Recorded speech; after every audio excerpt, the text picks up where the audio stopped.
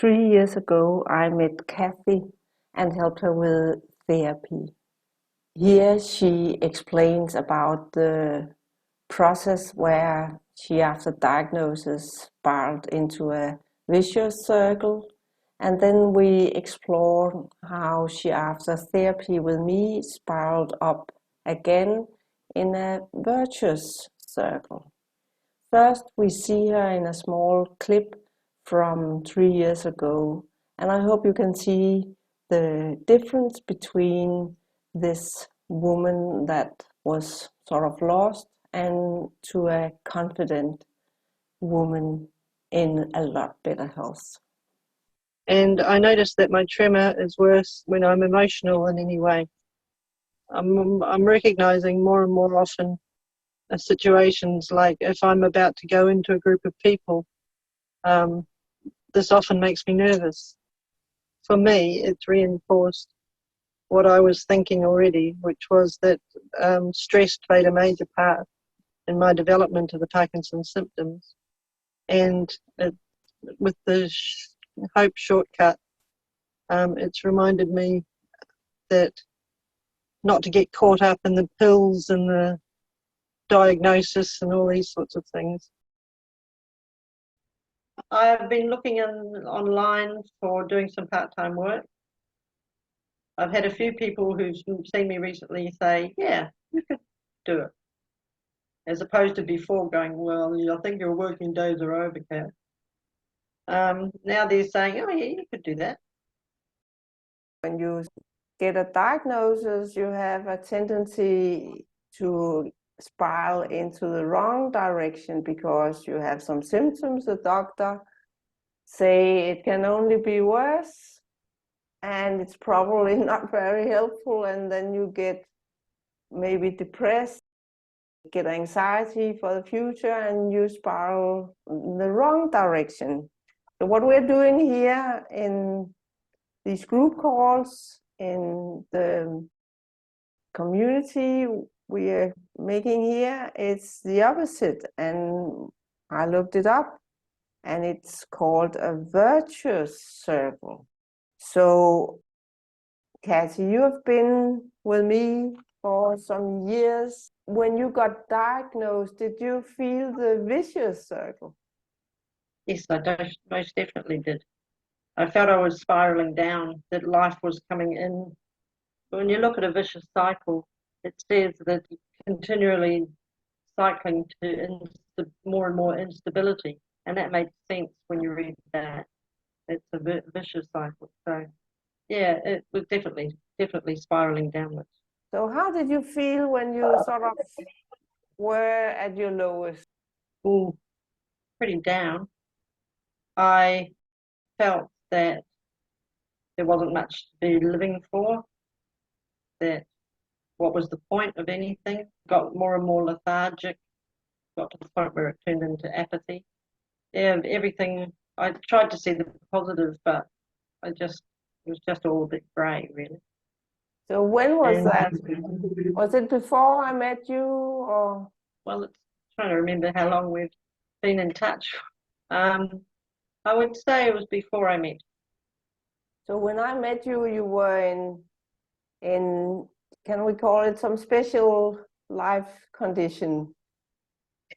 Tell a little about that. That's a good story. Well, I guess you're referring to the fact of I remember sitting in my van in the middle of the bush in Australia here, talking to you about getting out of my van and going and talking to people.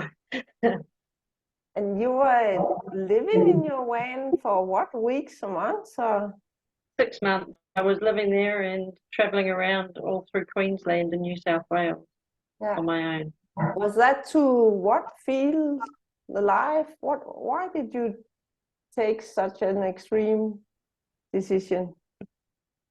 Well, it definitely was to feel alive. I felt that I had to, the image that's coming to mind is breaking out of a box. And when I go to express it to you, that's what it feels like. I was feeling in a bad way. My symptoms were pretty annoying. for Parkinson's. They were telling me to take more pills, which was going against everything that I felt was what was going on. And I felt I needed to separate myself and come back and find out who I was. And that was sort of my way of doing it, was to drive around and meet random strangers and talk to people and sit on the side of the road and yeah, just be. So did you succeed with that? Yes, but it took a little while longer after I came back. It didn't magically go like that. But yes, now I get people telling me, like again today, I like your hair, what you've done with, I don't know about it right now, but I've done what you with your hair, and your skin's looking good, and your eyes are bright, and everything's different, and you've flown around the, been on holiday a couple of times, and so much lighter in the world. Yeah. So after doing that extreme being out, just being, and I don't know if I can presume that, but I think I was part of that as well. You were. Yeah. You were, definitely. Often I hear your voice telling me something. I just don't remember it. I actually remember your voice telling me. It's not the first time I hear that people install my voice as sort of a guide on what to do. But Yeah. I think I helped you. Of course, it helped that you were out just being, feeling how life was. But I pushed you into the opposite of a vicious circle. I pushed, and we've looked up that word. It's virtuous circle. So what has happened in this spiral that's sort of the same? You get out of your comfort zone, you unstable, but in the right way. You're becoming better and better. Tell a little about that journey. Like I'm on a positive spiral, going upwards with growth rather than downward with death and whatever else. After having some therapies with you, it's like I've become aware that I am in control. Yeah, the finding that word, the virtuous cycle, has been the opposite to the vicious cycle, is really good. Do you mind if I describe it like it says on Mr. Google here? Yeah. There's once one good thing starts happening, another good thing happens, which causes the first thing to continue happening, which is a little exercise but it's like it just gets that spiral going up, and I feel a lot like I've come a long way in the last few years, and a lot of that has been with your voice in my head. Interesting is that can you say, gave you a push via therapy in the right direction by removing some of your old traumas, so you didn't have all these triggers. But I have underestimated the factor of time. So even we stopped the therapy, I cannot remember, one and a half years ago. You continue to spiral up, is it right? That's right, absolutely. Because I'm starting to realize some of my past habits that and as they say, it's all very well to tell yourself every morning and every night you're going to be wealthy or you're going to be healthy or whatever. But if the other 70,000 thoughts that you have during the day are negative, then those positive ones are fighting a bit of a battle to get through. Whereas changing endings on past traumas, seeing things from a different angle, realizing that I'm in the world and it can be positive, and small things like small success is that the other day I was being silly in front of someone and I put my arms out. Well, 2 years ago I would have put my arms out. That would have been my movement. Now my movement is big, and that is sort of like what's happening with life. It's like I'm it's coming back, and then I'm greeting it, if that makes any sense whatsoever. And other people can see it as well. So when you greet them with open arms, they are probably more likely to come towards you with open mind and a friendly way of greeting you.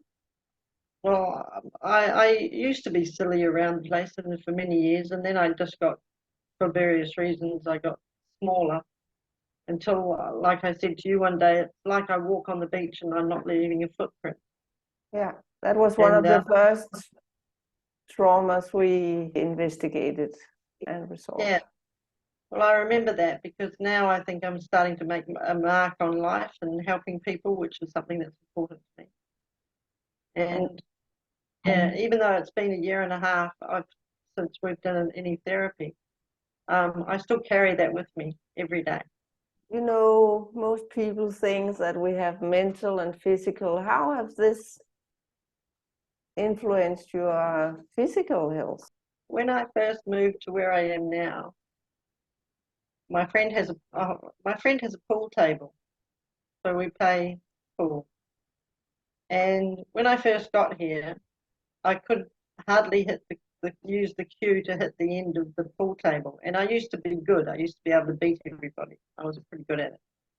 And suddenly I couldn't push the ball 2 meters. Now I can push it. And so the ball goes to both ends and halfway back again. And that doesn't mean anything, probably anybody else, but the power behind that and the ability to push that and make those moves has only come about by a positive change in my body. So you're getting your strength back and my line of sight, and I don't know, it's really hard to explain. A week ago, I said to my sister, oh, look at that, I just washed a saucepan, and I didn't think about how I was going to stand and what I had to move and which hand I was going to use. I just picked up the saucepan and washed it. And that was not a big thing to a lot of people, but that to me, I didn't have to think about it. I just did it. I'm getting better. Yeah. I'm getting better. And it sort of takes some time to get into this, to stop the vicious circle and to turn it around. And you have like this, you have small circles and then they become bigger and bigger. Yeah. Great. Thank you. So what do you think about your future? I was about to say it's early days. I'm young. I've been looking online for doing some part-time work. I've had a few people who've seen me recently say, yeah, you could do it. As opposed to before going, well, I think your working days are over, Kat. Now they're saying, oh yeah, you could do that. So I'm starting to think, and I'm more open to people. I'm more ready to, like you said one day, you know, there you are, you're upset and what have you, and I can see that you're upset, but that doesn't have to take, I don't have to become involved in that. I don't have to take any of that on. I mean, obviously you hear what somebody's saying and you're empathetic, but whatever. But yeah. Do you mention your diagnosis anymore? For example, out asking for jobs? Well, at the moment, it's still a bit obvious because when I'm standing in front of them, I'm shaking. What do your neurologists say? They have seen you from early days. Well, they told me I was going to, I had, what was it? I can't even remember it now. MSA, that's right, multi-system atrophy. And basically told me I had, based on the timeline that most people die, I only had a couple of years to go. Well, how long ago was that? 3 years ago? And I'm way better now than I ever was then. Yeah. When I see the neurologist, he's like, so what are you doing? What are you taking? How are you going? Are they surprised? Are they curious? Are they interesting? Are they putting a cross somewhere to say you are in the group of the guys that become better? No. No. No, So they're just leaving. They're just keeping telling me, oh, well, you know, we recommend you do this, but we know that you're probably not going to. And I'm like, well, I probably won't. But look at me compared to, you ask me these 30 questions every time I come in, and instead of getting more of those questions with a yes, there's less questions with a yes. And they go, they don't say anything.